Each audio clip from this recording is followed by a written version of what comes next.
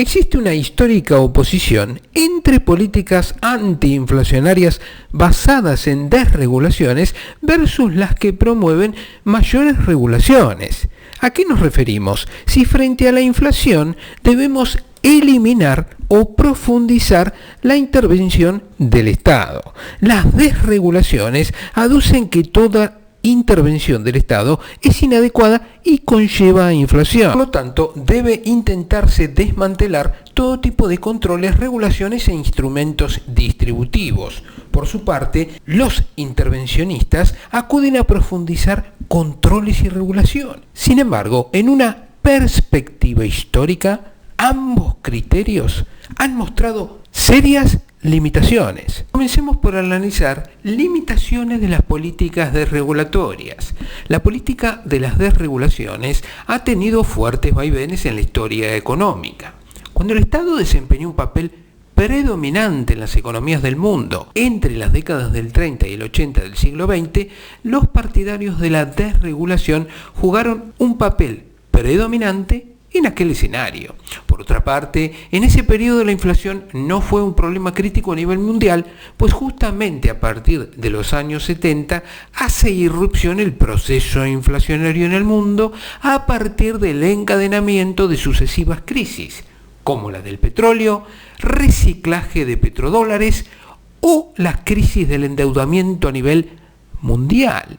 Ya en los años 80 y bajo nuevas condiciones, los adeptos a la desregulación, hasta ese momento solo prevalecientes en el ámbito académico, pasaron a desempeñar un papel de primer orden en la ejecución de la política económica de la mayoría de los países del mundo.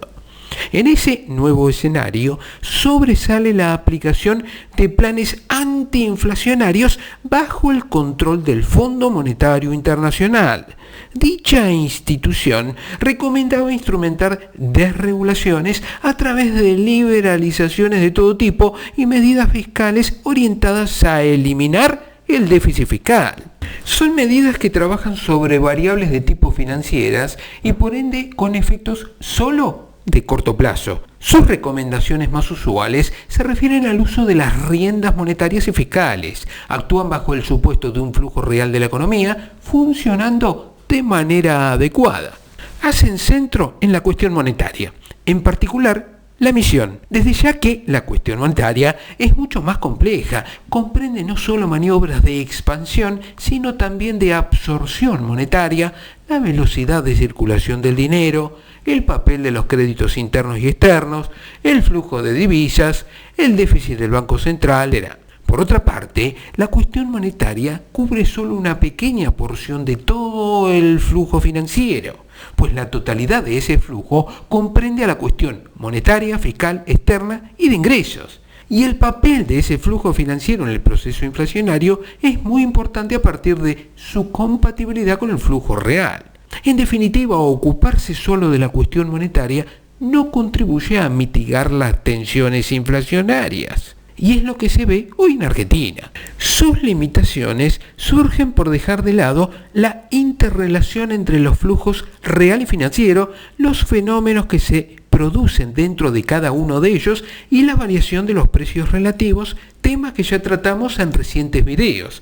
De allí que trabaja con indicadores de precios finales de bienes y servicios que no permiten visualizar algunos fenómenos centrales de la inflación, como ser la formación de los precios, precios relativos, precios externos o precios de los factores. La experiencia histórica nos dice que la aplicación de esta visión parcializada, en lugar de contribuir a alinear las variables, puede llegar a descompensarlas aún más, aunque atenúa los efectos de corto plazo, pero intensivan las tensiones inflacionarias en el mediano y largo plazo. Y esto sucede cuando, para eliminar las presiones inflacionarias, financian los déficits fiscal y externo vía endeudamiento internacional, lo que está está sucediendo hoy en Argentina con el gobierno de Macri, pues cuando se utilizan anclas que deforman variables claves como el salario y el tipo de cambio, o cuando se dolariza la economía